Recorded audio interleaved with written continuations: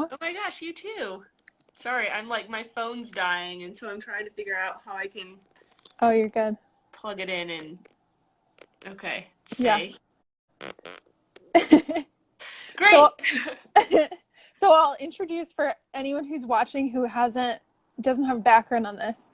So I thought it would be really fun to just connect with other professionals in the arts industry to just learn from them, and then hopefully our audience can learn about the arts too, and just the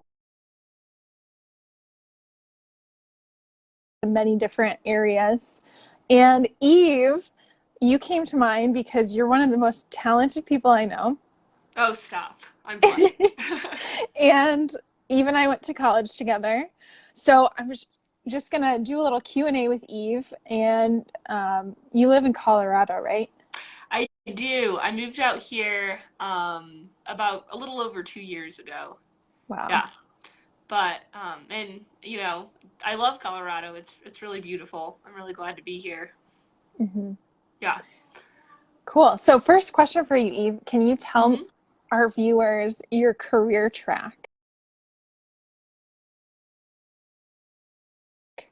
Like, because you've done so many things. Sure. Well, I started off at Hope College. Larissa and I went to school together there. I got my bachelor of music, double majored in music education and violin performance.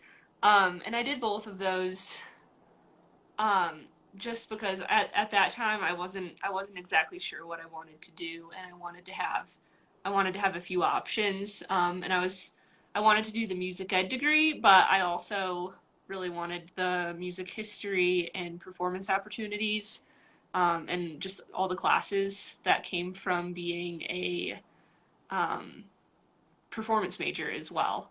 I didn't want to. I wanted to be able to do both. So then I graduated in 2015, and my last semester, I was made aware by our professor of auditions that were opening up for a violin group or a string ensemble called Barrage. And I'd followed them like back when I was in middle school and high school. I knew that they were around, but then they sort of disbanded for a while. Um, and then I learned that they were coming back and taking auditions, and it seemed like a really, really great opportunity that I wanted to go for, just because it combined so many things that I cared about. Yeah. Um, yeah, so there was a big emphasis on performing. Um, it was a live show with like choreography and lights and everything. Yeah. There was also Yeah. an education component, so we got to tour all over the place and travel a lot, and I loved it all. And that ended, and I found a teaching job and moved to Colorado. And now I live Yeah. out here. I still play a lot, um, but I teach full Yeah. time as well at a school. Yeah. So right now I'm sort of, well, not immediately because I am stuck at home, but generally I'm sort of figuring out the balance between teaching full time and still gigging with a bunch of bands and what Yeah. that looks like. Yeah, that's similar for me. I try to balance managing full time and then playing. So it's kind of similar. Yeah, In you got a ton because I know you have a. I'm always impressed seeing everything you're up to because you have a private studio, hmm. you manage Symphony, and you still perform a lot. Yeah, yeah. Most, Mhm. I think most people in the arts and music do have, and Madeline and Jackie and I, my last two guests, we were talking about that a lot too, just about how entrepreneurial we have to be. And I mean, I really like it. I think it's exciting to be involved in so many different things, Mhm. teaching and playing and managing. But yeah, it does get to be a lot sometimes. Mhm. Yeah. Yeah, I think it's. I know. I think it. That's something I wonder about sometimes. Honestly, I wonder if I should sort of pick a focus and dive into it more like wholeheartedly, I guess, or more with more just attention to one thing. But Hmm. at the same time, I feel like having a foot in the education world and having a foot in the performance world it kind of opens up a lot more opportunities Yeah, yeah. when you're involved, and they enrich each other, I think. Hmm. Like I think the performing makes me a better teacher, and I think that Yeah, I would agree. teaching yeah, and I think that definitely influences the performing side as well. So, Hmm. Yeah. So, yeah. another question for you. Hmm. It because we're kind of in lockdown with the virus stuff, how has that impacted you with your teaching? Have you gone online? Yeah, my school is all virtual now through the end of the year, Hmm. um, which is interesting. We had about a day's notice. Um, Wow. my county announced on Friday or Thursday or Friday, and then by Monday we were pretty much online. Yeah. Um, and I teach through eighth grade. Uh, That's quite a range. yeah, so at some levels it's fine. Like the older students, of course, I miss our ensembles and I miss seeing them, but I can send them off with material to work on, and they're a little bit more independent. Um, but it's been interesting with the younger grades finding activities that are like enriching, um, that I don't, because I don't want to just throw out random things for them to work on. I want it to be something Yeah. that's gonna be meaningful and influence them musically or develop a skill or Hmm. something like that. So Yeah. it's been interesting to figure that out. Do you have you done, I don't know, I think in Zoom there's an option for like breakout rooms or like classrooms. Have you done anything with that, or is it just like individual? Like you I haven't check done in with anything with that. okay. My situation, everything has to be asynchronous. Um, What does that mean? so that means I know I'd like never heard people synchronous or asynchronous, and now it's this word that's constantly flying around in the education circles. But basically, I all my lessons are pre-recorded, or it's all activities Oh, that I create ahead of time and then send out for students to work on whenever they have the chance during the week. Because another thing that we really have to keep in mind is students' home situations. Like it might mm-hmm. be a whole group of it might be a family that has multiple kids and only one computer to work with, and I can't necessarily count on them being Yeah. online at a specific time. And I don't want to require that or make them pressure them to do that.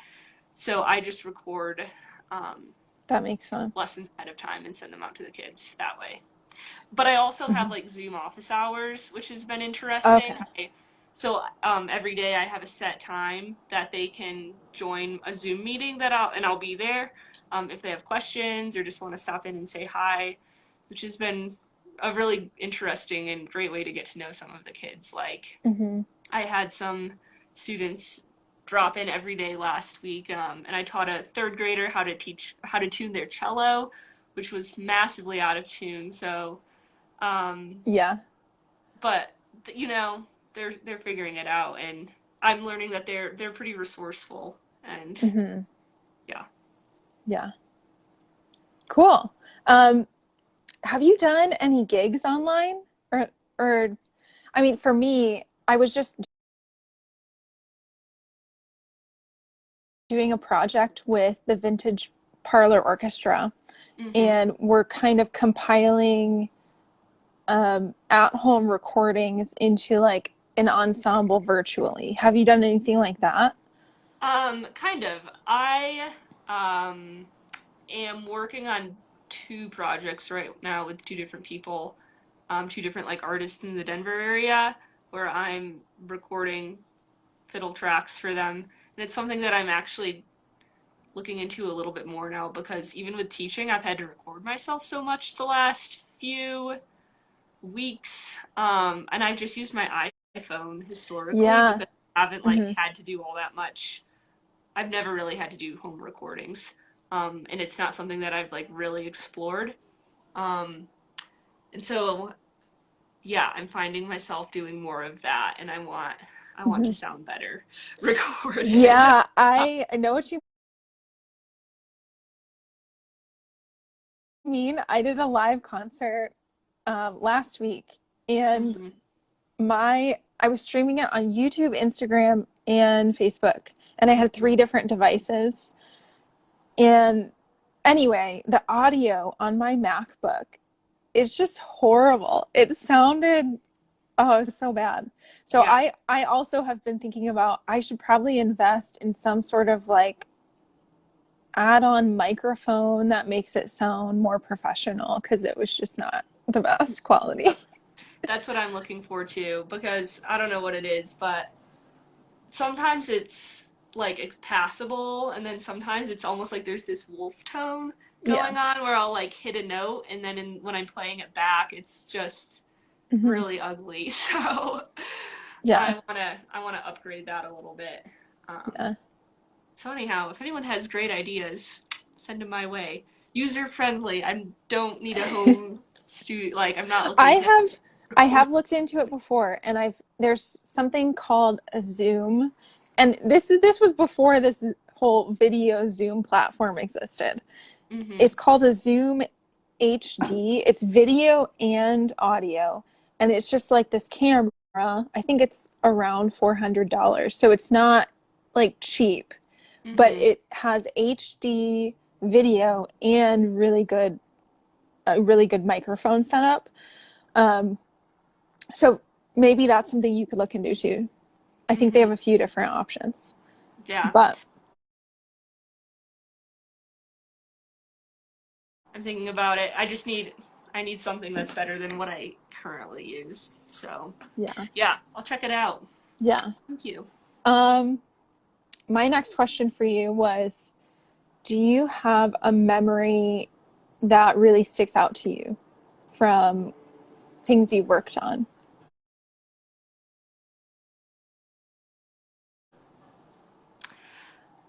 Um, yeah, like I'd say some of the memories that jump to mind first are from when I was touring with Barrage. Um, Being on the road like full time because we'd be gone for months on end. And Yeah. I got to travel to a lot of really cool places that I hadn't been before. So a tour I did in China with them really probably Wow. out. We were doing movie scores in Nanjing. There was we were playing for the what was it? The Hollywood Film Score Orchestra.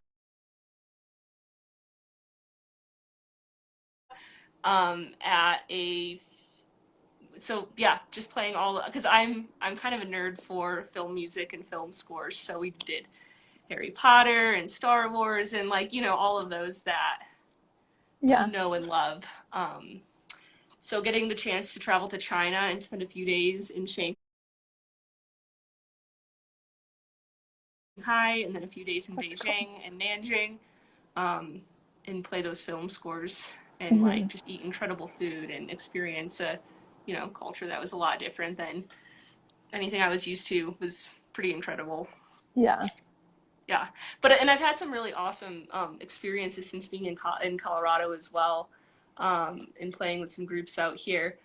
Um, Last year, I got to go on a float trip with a band I played with called the Lonesome Days.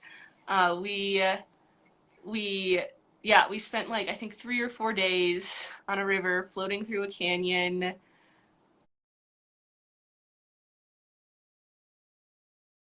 playing music around the fire at night. Yeah. This the best gig ever. So yeah, that's another one I'd say. What is a float trip? Oh, so we there was a group of probably 20 of us, and we had about 4 or 5 really big, sturdy rafts. Oh, okay. So like And we on a just floated river. in, and then we floated for about 4 days down a Oh my river. goodness, that's Yeah, amazing. uh-huh. It was I'd never been on a float trip before, but it was awesome. It's the way to That's do it. that's Because you're fun. not like limited by weight so much as if you're like hiking or backpacking. You just load it up and Yeah, float very away. cool. So, hmm What with your band Lonesome Days, what does that band consist of instrument wise? Obviously you fiddling, and then Hmm. is there a banjo? Yeah, it's a sort of a traditional like five-piece bluegrass band setup. So it's fiddle, guitar, bass, mandolin, and banjo. Okay. Yeah. And is it upright bass? Yeah, upright bass. Okay. They're all acoustic Okay. instruments. Hmm. Very cool. What kind of venues do you guys typically play at? Um, we it really varies. This past year we did a number of like theaters or clubs, which was really great. Like, there's a bunch of venues like that in Colorado that are a lot of fun. And then my some of my favorites though are the smaller listening rooms that we play because a lot of times we'll do those around a single mic, Hmm. and it's a quiet setting that everyone's listening more intently than you would at more of like a rowdier venue. And those are the times when I feel like I'm really making music with my bandmates and when we're all listening more carefully to each other and Yeah. people are appreciating that. So, um, Yeah. yeah. So actually, I'm super interested to know how you guys rehearse together because I've never been in a bluegrass group, and I, Hmm. I assume most of it's by ear. But do you guys have like a set list that you play off of and you kind of, I don't know. Yeah, it's interesting coming to it from the classical world because it's totally different. And in the orchestral setting, as like I'm sure you used to as well, as like a violinist, my job in an orchestra is to blend as well as I can with the people around me and perform like the conductor's interpretation of the music that we're playing as well as I can. And yeah, it's totally different, like the role that you're playing in a band. Because yeah, parts aren't written out. There are moments. So like our the songwriters will bring a song that they've written unless we're covering something, and then we arrange it as a band, and it's not written out. There's sometimes that we have instrumental parts that we Hmm. work together with, that we planned ahead of time, but a lot of it is like I'm responsible for improvising everything Hmm. that I'm playing. Are there Yeah. certain bluegrass techniques? Like I know chopping with the bow is is that a bluegrass thing or is that, Yeah. Uh-huh. yeah. You know, and I'm certainly not a bluegrass expert. I grew up doing a lot of fiddling with my family, but that was more Celtic and um, stuff like that. So bluegrass has been interesting to be a part of and really try to pay attention to what these fiddlers do so I can kind of like emulate their sound. Um, so it's a lot of, yeah, chopping's a bluegrass technique. Um,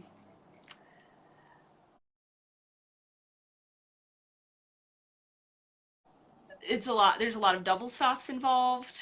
Uh, it's you know I'm not going to approach a bluegrass piece of music like thinking about necessarily how can I shape this phrase with vibrato and play every note as cleanly as possible. It's more like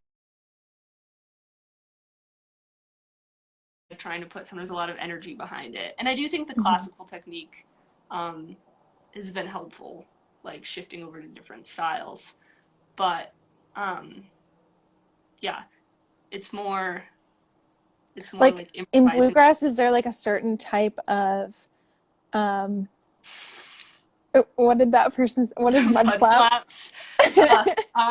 So I worked at a dude ranch in Colorado in Wyoming for a few summers. Oh yes, I remember this. Yeah, I most saw some pictures of influential this. music experience of my life right there, playing in the mud flaps a couple nights a week down in the saloon. Yeah, lots of wagon wheel, life changing. What was I gonna ask? Ornamentations. Like, is there Hmm. a certain, like, or you just know the sound, like, of an ornamentation that's bluegrassy? Yeah, again, I think I've done more like Celtic fiddling historically, Okay. which has like some pretty specific ornamentations, and so I think that for me has kind of carried over into the bluegrass playing. Uh, but yeah, it's like it's a lot more double stops and droning and Okay.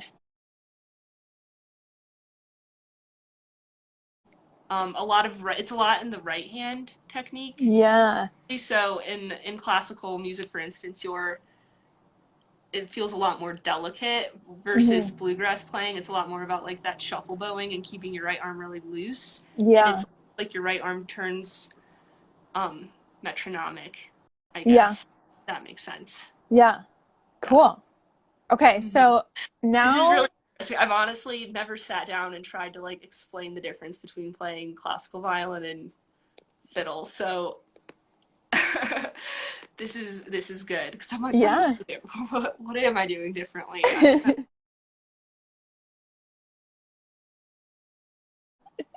Hmm. Yeah. Okay, now I want to move into questions from the audience. So if anyone's watching and you guys have questions, you can put them below. But the first question that we got um, was actually from Jackie. Oh yeah. And she asks you, what is the craziest thing that's ever happened to you as a teacher? Um, oh, let's see. So I haven't been teaching a super long time at this point. I started in January of 2018. So I'm wrapping up my fifth semester teaching. Mhm. Um, mm, I mean, honestly, the last few weeks are the craziest thing that's happened to me as a teacher, Yeah. trying to move my curriculum online and then realizing that moving my curriculum online probably wasn't the best thing to do and adjusting and um so honestly, yeah, the last few weeks have been pretty wild. But before that, my first week teaching, this is more embarrassing than anything, but I have a bad knee that's not very reliable. And my classroom is sort of set up more for a choir. So there's a small like floor space at the front, and then it's all really tall, like 2 foot tall steps, like risers all the way up to the ceiling. And I was in a hurry, and I was hurrying down the risers in my first week, and I dislocated my knee, and I Oh no. plummeted down as my fifth grade class was coming in, Oh, and I was just like, of course, let me that's a drag bummer. myself out of the room in Oh front of these no. merciless fifth graders who are getting to know me, and I'm trying to, establish myself as someone to be taken seriously. So, yeah. Oh. Did any of them help you at least? I mean, I didn't want that, you know. I had somebody step in and like start the Okay. class off so I could go Okay. sort myself out. But Yeah. yeah. Oh man. Any broken instruments in the classrooms? Oh, constantly. Yeah. Um, at the beginning of this year, this one was really sad because basses are harder to come by. But one of my students was tuning their bass, and there's this huge pop, and I look up, and the scroll of their bass had just Just um, because of the tension. up. I think so, and also Man. I'm honestly sorting out how to keep instruments in better shape with like because the climate in Colorado is so different than Michigan. I like never Yeah, had and the work altitude probably cracking. affects it too. Yeah, my violin cracked the first couple months I was out here. Ooh. Um, and yeah, and so I have a lot of instruments, which is a combination of elementary schoolers and climate, I think. Yeah. Hmm. Hmm. All right. Um, the only other question that we got from audience was if you have plans to release a CD or an EP. Um, Personally, not like as a solo project, I don't. But the Lonesome Days, which is the group I mentioned earlier, um, we were gonna go into the studio about a week before our stay-at-home order hit in Colorado, so we never ended up going in. So we're working on getting new music out there. Because I wasn't Exciting. on their first I wasn't on their first recording. They released music a couple years ago, but I wasn't in the group yet. So Oh, excited how to. how did you get in the group? Did they have auditions or you just kind of heard about Um, them and so again, in this part of in like the folk music and bluegrass music world, it's a lot more word of mouth. hmm So when I came out to Colorado, I didn't really know anyone in the music scene. I didn't actually really know much of anyone out here. So as a way to just like try to meet people and make some friends, I started going to jam sessions. Uh, because there's a really active like music community out here, and I honestly had yeah, no idea when I came out to Colorado that it was they had the music scene that they do. So I started going to jam sessions and just got to know them. And their band leader reached out and just asked if I wanted to like start playing with them on some gigs to sort of see how it went. And yeah, very so cool. I started playing with them. Awesome. Mm-hmm. All right. Well, do you have any questions for me, Eve? I don't um, know I'm trying to think of other questions for you. what's happening in the symphony world with all of this? Yeah, I can't imagine what that looks like right yeah, now. it's pretty crazy trying to navigate, there are so many unknowns. Uh-huh. Um, Pachelbel's canon, 100%. It will your be until the favorite day I wedding song? die. Dustin, I um, can't wait till we get married to that song. is that your friend in Colorado? Oh, no, that's a friend from the ranch. Oh, gotcha. Hello. Uh-huh. Hello, friend of Eve's. Um, what was I saying? There's just so many unknowns right now with the government restrictions and like Michigan, we're currently still in a stay-at-home order until May 15th. Mm-hmm. But after that, there's no real guidelines yet for how you social distance in groups in the future after the stay-at-home order. Mm-hmm. So it just seems like it's constantly changing. But I mean, for now, the symphony we've had to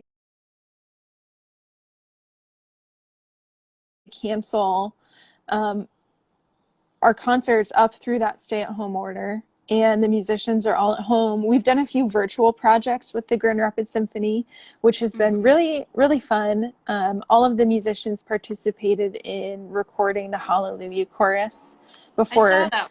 Easter, so that was really, really That was exciting. great.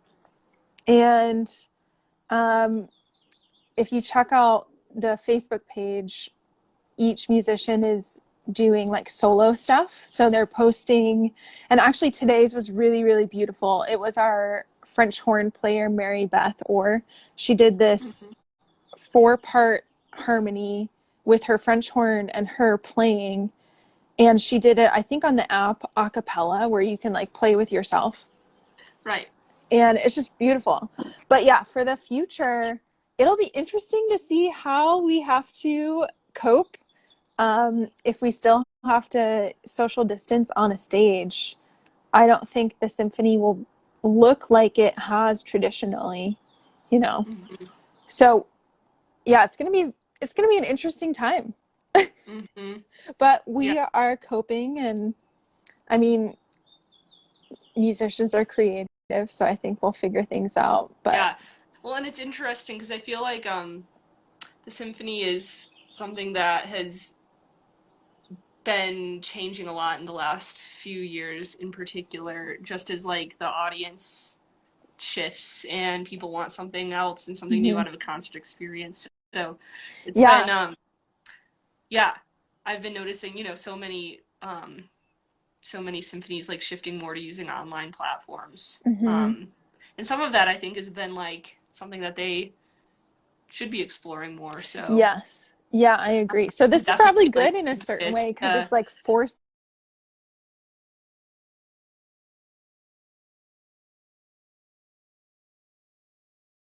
us to do that, Hmm. Yeah. which is good.